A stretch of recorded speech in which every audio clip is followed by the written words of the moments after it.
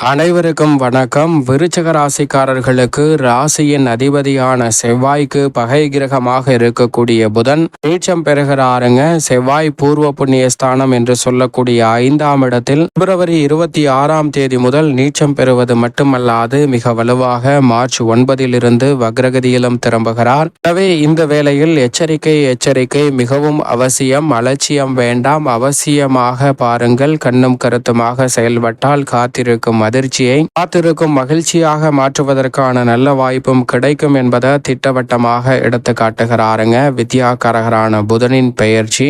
என்றால் வித்யாகாரகரான புதனை பொறுத்த வரைக்கும் விருச்சக ராசிக்காரர்களுக்கு அஷ்டமாதிபதியும் அதே சமயம் லாபாதிபதியுமாக இருக்கிறார். ராசிக்கு சகாயமானவராகவும் சகாயமற்றவராகவும் பார்க்கப்படுகிறாருங்க. ஏனென்றால் ராசியின் அதிபதியான செவ்வாயை புதன் சமகிரகமாக பார்த்தாலும் கூட செவ்வாயின் பார்வையில் பகை கிரகமாக இருக்கிறார். எனவே கெட்டவன் கிட்டிடும் ராஜயோகம் என்று சொல்லக்கூடிய வகையில் சில வாய்ப்புகள் கிடைத்தாலும் கூட அறிவுக்கு அதிபதி என்று சொல்லக்கூடிய புதன் அக்ரகதியில் திரும்புவதால் உணர்ச்சி வசப்படாமல் இருந்தால், எச்சரிக்கையுடன் இருந்தால் பல சிரமங்களை தவிர்த்து நன்மை நிறைந்தவையாக காத்திருக்கும் மகிழ்ச்சியாக தருணங்களை மாற்றிக்கொள்வதற்கான நல்ல யோகம் உறுதியாக இந்த தருணத்தில் உங்களை தேடி வருகிறது என்பதை திட்டவட்டமாக எடுத்து காட்டுகிறாருங்க வித்யாகாரகரான புதன் விருச்சக ராசிக்காரர்களுக்கு. பொதுவாக வித்யா காரகன் என்று அழைக்கக்கூடிய புதனை பொறுத்த வரைக்கும் நவகிரகங்களிலே அறிவுக்கு அதிபதியாகவும் வித்தைக்கு அதிபதியாகவும் பார்க்கப்படுகிறாருங்க. காலச்சக்கரத்தில் நட்பை கொண்டாடக்கூடிய அற்புதமான கிரகமாக இருக்கக்கூடிய வித்யா காரகரான புதனுக்கு 3 மற்றும் 6ஆம் இடங்கள் வழங்கப்பட்டிருக்கிறது. 6ஆம் இடத்தின் உச்ச அதிபதியாகவும் அவர் பார்க்கப்படுகிறார். எனவேதான் மிதுன ராசிக்கும் கன்னிராசிக்கும் அதிபதியாக இருக்கக்கூடிய புதன் கன்னிராசி உச்ச அதிபதியாக இருக்கிறாருங்க. அப்படிப்பட்டவர் நவ கிரகங்களிலே மதிநுட்பத்தை மிக தெளிவாக அள்ளி கொடுக்கக்கூடிய அற்புதமான கிரகமாக பார்க்கப்படுகிறார். அவர் கொடுக்கக்கூடிய அறிவாற்றல் என்பது எதிரிகளை பந்தாடக்கூடிய அளவிற்கு வீரம் அல்ல, விவேகம் நிறைந்த ஒன்றாக பார்க்கப்படுகிறது. விவேகத்துடன் அனைத்தையும் சிறப்பாக செய்யக்கூடிய ஆற்றலை அற்புதமாக கொடுக்கக்கூடிய கிரகங்களில் மிக முக்கியமானவராக வித்யாகாரகரான புதன் பார்க்கப்படுகிறாருங்க. அது மட்டுமல்லாது தனது பார்வையில் சூரியன், சுக்கிரன், ராகு, கேது போன்ற கிரகநிலைகளை நட்பு கிரகமாக பார்க்கிறார். சமகிரகமாக சூரியனின் பார்வையில் இருக்கிறாருங்க. செவ்வாய், குரு, சனி போன்ற கிரக நிலைகளை சமகிரகமாக பார்க்கிறாருங்க புதன். ஆனால் சனி இவரை நட்பு கிரகமாக பார்க்கிறார். அதே வேளையில் குரு மற்றும் செவ்வாய் பகை கிரகங்களாக பார்க்கின்றன. அது மட்டுமல்லாது சந்திரன் ஒருவரை மட்டும்தான் தனது பார்வையில் பகை கிரகமாக பார்க்கிறாருங்க. மதிநுட்பத்தை நன்கு கொடுக்கக்கூடிய மிக முக்கியமான கிரகமாக இருப்பவர் சந்திரன். அவரை இவர் பகை கிரகமாக பார்த்தாலும் கூட சந்திரனின் பார்வையில் புதன் நட்பு கிரகமாக இருக்கிறார். எனவேதான் நட்பை கொண்டாடக்கூடிய ஒரு அற்புதமான கிரகமாக இருப்பவர் வித்யாகாரகரான புதன் என்று சொல்லிவிட முடியும். சில நேரங்கள்ல கெட்டவன் கிட்டிடும் ராஜயோகம் என்று சொல்லக்கூடிய வகையில் சில வாய்ப்புகள் கிடைத்தாலும் கூட பெரிய அளவுல தடை தாமதம் ஏற்படக்கூடிய நிகழ்வுகளை பொறுத்த வரைக்கும் வித்யாகாரகரான புதனின் அறிவாற்றல் இல்லை என்றால் அதை சாதுரியமாக மாற்றிக்கொள்வது என்பது ஒரு மிகப்பெரிய கேள்விக்குறிதான். இந்த வகையில் பார்க்கும் போது புதன் கெட்டால் புத்தி கெட்டுவிடும், நோய்வாய்ப்படுவதற்கான சூழலும் உருவாகுங்க.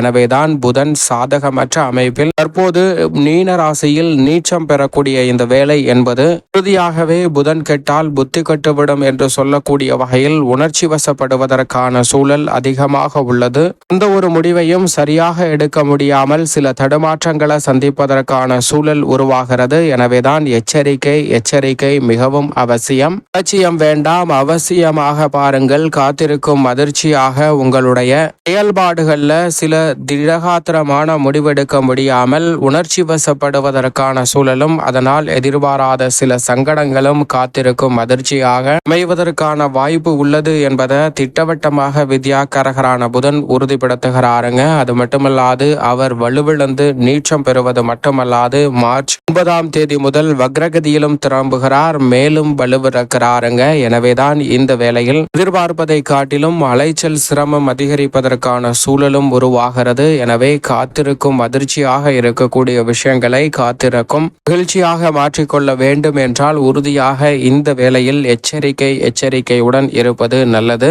மட்டுமல்லாது வித்யாகாரகரான புதன் கொடுக்கக்கூடிய அறிவாற்றலை பயன்படுத்தி எவ்வளவு பெரிய சவால் நிறைந்த பணியாக இருந்தாலும் அதை சிறப்பாக செய்து முடிப்பதற்கான வாய்ப்பு கிடைக்குங்க. ஆனால் தற்போது அவர் நீச்சம் பெற்று வலுவிழக்கக்கூடிய இந்த தருணத்துல எளிதாக முடிக்க வேண்டிய பணிகளை கூட இடியாப்ப சிக்கலை போல் மிக கடினமானதாக மாற்றிக்கொள்வதற்கான சூழல் உருவாகிறது. எனவே கூடுதல் கவனமும் விழிப்புணர்வும் இந்த வேளையில் சற்று அதிகமாகவே தேவைப்படுகிறது என்பதுதான் யதார்த்தமான உண்மையாக பார்க்கப்படுகிறது. வித்யாகாரகரான புதன் கல்வி அறிவு மட்டுமல்ல, கணிதம், ஜோதிடம், கம்ப்யூட்டர், மீடியா, செய்தித்தாள், பேச்சுத்திறன், பயந்த சுபாவம், நகைச்சுவை உணர்வு, மற்றவர்களுக்கு போதிக்கும் ஆற்றல் என அனைத்தையும் அபரிவிதமாக அள்ளி கொடுக்கக்கூடிய அற்புதமான கிரகமாகவும் பார்க்கப்படுகிறார். இது போன்ற விஷயங்கள்ல தன்னுடைய ஆளுமையையும் அதிகாரத்தையும் செலுத்துவதால் இந்த வேளையில் அதிக கவனத்துடன் இருந்தால் பல சிரமங்களை உறுதியாகவே தவிர்ப்பதற்கான நல்ல வாய்ப்பு நிச்சயமாக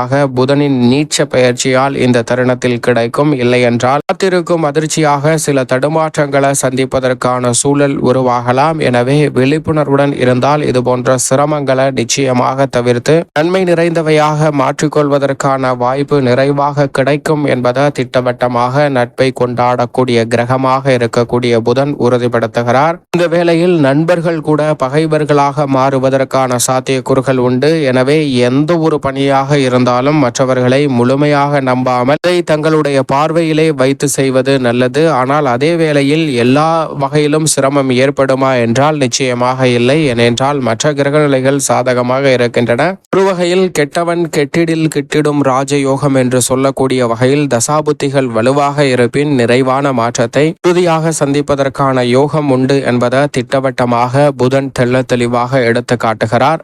விருச்சிக ராசிக்காரர்களின் குடும்ப சூழ்நிலையை பொறுத்த வரைக்கும் இந்த வேளையில் மிகவும் அபரிவிதமான மாற்றத்தை அள்ளி கொடுக்கக்கூடிய அமைப்பில் வித்யாகாரகரான புதன் பூர்வ புண்ணிய ஸ்தானத்தில் நுழைவது வரவேற்கத்தக்க அமைப்பு என்றாலும் அங்கு வலுவிழந்து நீச்சம் பெறுகிறார். எனவே உணர்ச்சி வசப்படுவதற்கான வாய்ப்பும் சில நேரங்களில் தவறான முடிவெடுப்பதற்கான சூழலும் உருவாகலாம். எனவே அதுபோன்ற சந்தர்ப்பங்கள்ல மட்டும் உணர்ச்சி வசப்படாமல் நிதானத்துடனும் பொறுமையுடனும் நடந்து கொண்டாலே போதும். மிக சிறப்பான மாற்றம் உறுதியாக உங்களை தேடி வரும் என்பதை திட்டவட்டமாகவும் தெளிவாகவும் துல்லியமாகவும் உறுதிப்படுத்தி கொடுக்கிறாருங்க புதன். எனவே இந்த தருணத்தை சற்று விழிப்புணர்வுடன் சரியானதாக பயன்படுத்திக் கொள்ளுங்கள் விருச்சிக ராசிக்காரர்கள் என்பதை தான் எடுத்து காட்டுகிறார். இந்த வேளையில் பூர்வ புண்ணிய ஸ்தானம் வலுப்பெறுவதால் பூர்வீக சொத்துக்கள் ரீதியான பிரச்சனைகள்ல சுமூகமான தீர்வு கிடைப்பதற்கான வாய்ப்பு உள்ளது. ஆனால் எச்சரிக்கையுடனும் விழிப்புணர்வுடனும் செயல்படுங்க. அதே வேளையில் இந்த தருணத்தில் உத்தியோகம் தொழில் ரீதியான பணிகளில் நிரந்தர வாய்ப்புகள் கிடைப்பதற்கான சாத்தியக்கூறுகளும் உண்டு. உணர்ச்சி வசப்பட்டு